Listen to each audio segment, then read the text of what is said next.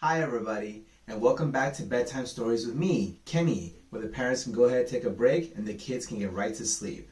Right now it is a sunny day here where I'm at, but I'm going to take advantage of the sun and go ahead and make a couple of videos for you today. And of course I'm being accompanied by my two buddies, Teddy and Ducky, just hanging out in the bedroom, getting ready to take a nap. So let's get started. Today we're going to be reading a classic fairy tale called Snow White. Now, this is different from the movie Snow White with the 7 dwarfs, when there actually aren't 7 dwarfs, there are only 3. And let's go ahead how else the original classic fairy tale differs from the movie. So sit back, relax, enjoy, and head off to, sleepy land. Lullaby. Go. Let's get started with the story. Snow White. There was once a queen who had no children, and it grieved her sorely. One winter's afternoon she was sitting by the window, sewing, when she pricked her finger, and 3 drops of blood fell on the snow. Then she thought to herself, "Ah, what would I give to have a daughter with skin as white as snow and cheeks as red as blood?" After a while, a little daughter came to her with skin as white as snow and cheeks as red as blood. So they called her Snow White. But before Snow White had grown up, her mother, the queen, died, and her father married again, a most beautiful princess who was very vain of her beauty and jealous of all women who might be thought as beautiful as she was. And every morning she used to stand before her mirror and say, "Mirror, mirror on the wall, who is the fairest of us all?" And the mirror always used to reply, "Queen, queen, on thy throne, the greatest beauty is thine own." But Snow White grew fairer and fairer every year, till at last one day, when the queen in the morning spoke to her mirror and said, "Mirror, mirror on the wall, who is the fairest of us all?" the mirror replied, "Queen, queen, on thy throne, Snow White's the fairest thou must own." Then the queen grew terribly jealous of Snow White, and thought how she could get rid of her, till at last she went to a hunter and engaged him for a large sum of money to take Snow White out into the forest and there kill her and bring back her heart. But when the hunter had taken Snow White out into the forest and thought to kill her, she was so beautiful that his heart failed him and he let her go, telling her she must not, for his sake and for her own, return to the king's palace. Then he killed a deer and took back the heart to the queen, telling her that it was the heart of Snow White. Snow White wandered on till she got through the forest and came to a mountain hut and knocked at the door, but she got no reply. She was so tired that she lifted up the latch and walked in, and there she saw 3 little beds and 3 little chairs and 3 little cupboards, all ready for use. And she went up to the first bed and lay down upon it, but it was so hard that she couldn't rest. And then she went up to the second bed and lay down upon that, but that was so soft that she got too hot and couldn't go to sleep. So she tried the third bed, but that was neither too hard nor too soft, but suited her exactly, and she fell asleep there. In the evening, the owners of the hut, who were 3 little dwarfs, who earned their living by digging coal in the hills, came back to their home. And when they came in, after they had washed themselves, they went to their beds, and the first of them said, "Somebody has been sleeping in my bed." And then the second one said, "And somebody's been sleeping in my bed." And the third one called out in a shrill voice, for he was so excited, "Somebody is sleeping in my bed. Just look how beautiful she is."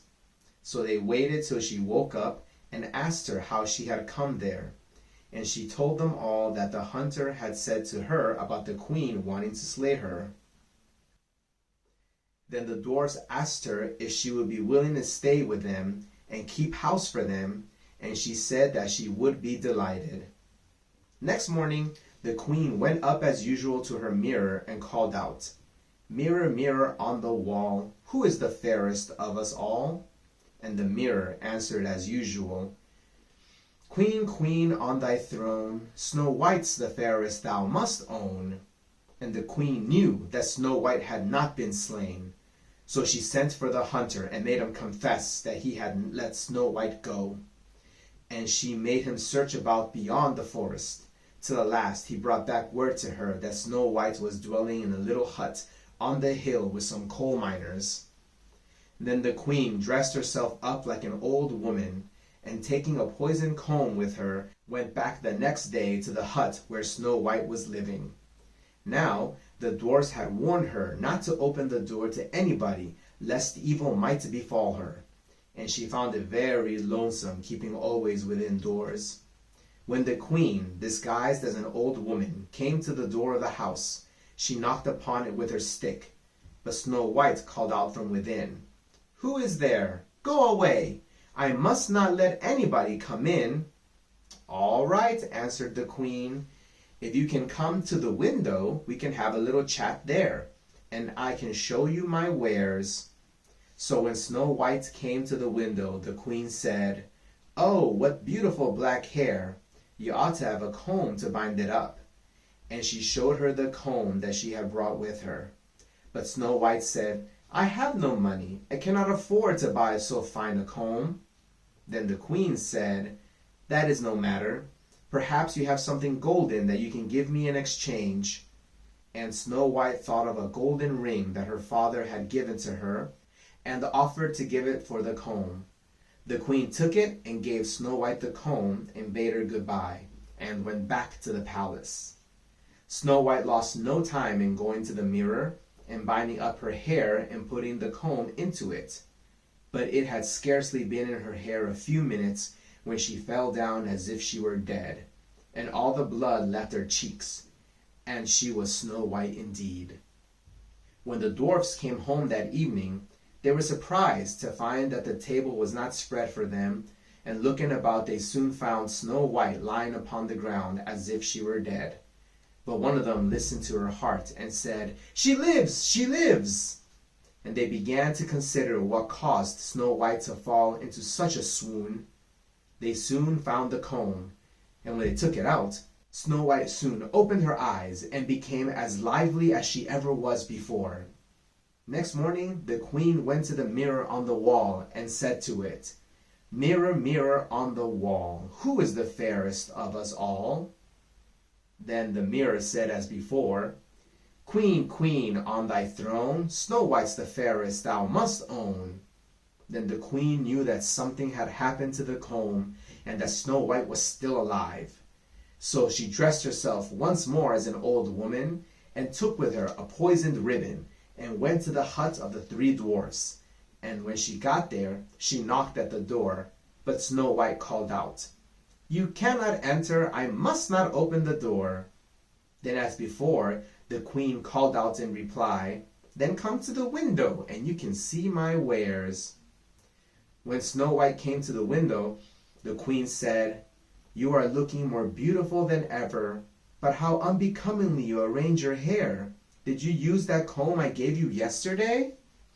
Yes, indeed, said Snow White, and I fell into a swoon because of it. I am afraid there is something the matter with it. No, no, that cannot be, said the queen. There must be some mistake. But if you cannot use the comb, I will let you have this pretty ribbon instead. And she held out the poisoned ribbon.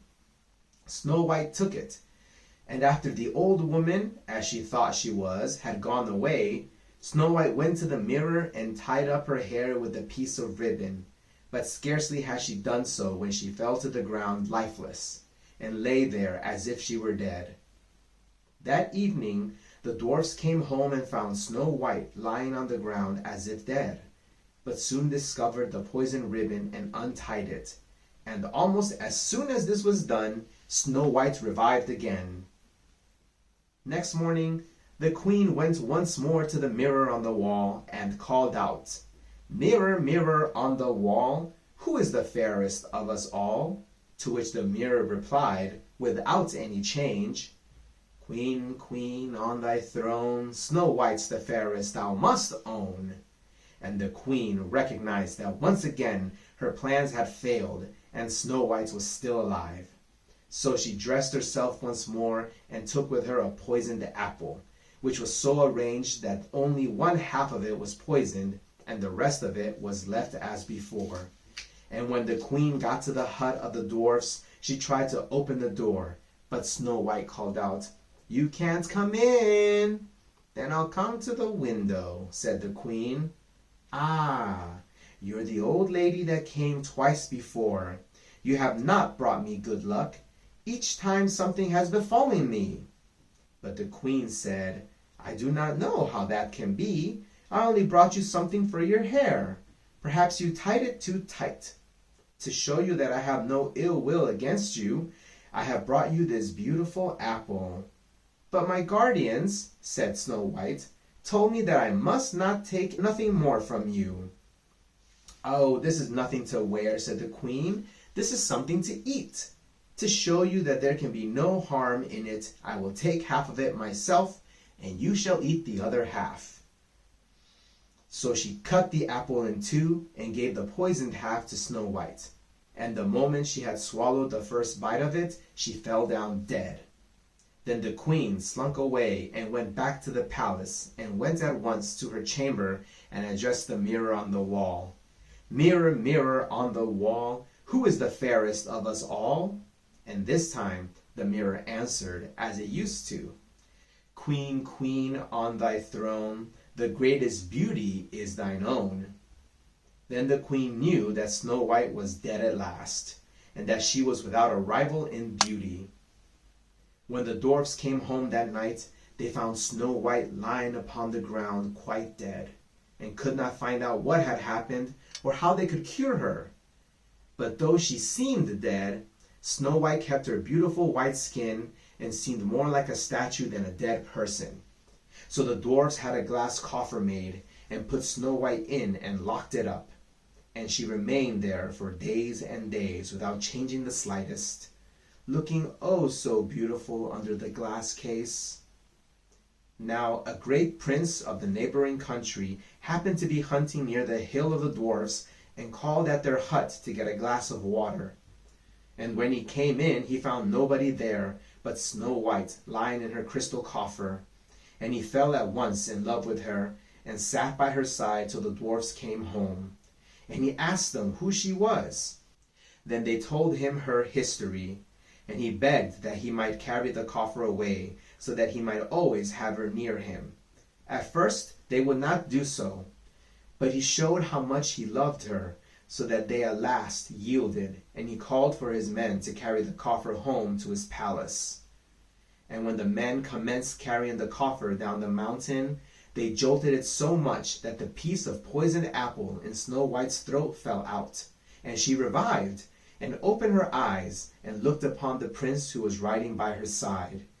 Then he ordered the coffer to be opened, and told her all that had happened, and he took her home to his castle and married her. After this happened, the queen once more came to her room, and spoke to the mirror on the wall, and said, "Mirror, mirror on the wall, who is the fairest of us all?" And the mirror this time said again, "Queen, queen, on thy throne, Snow White's the fairest thou must own." And the queen was so enraged because she had not destroyed Snow White, that she rushed to the window and threw herself out of it, and died on the spot. The end. Wow, so it's a bit different. And this time, the queen didn't just give her an apple, she gave her a comb and a ribbon as well. Well, that was a great story. Of course, it's a classic. And with that, I'm going to say goodbye. So have a good night, babies. Sleep well. I'll see you guys next time. Bye.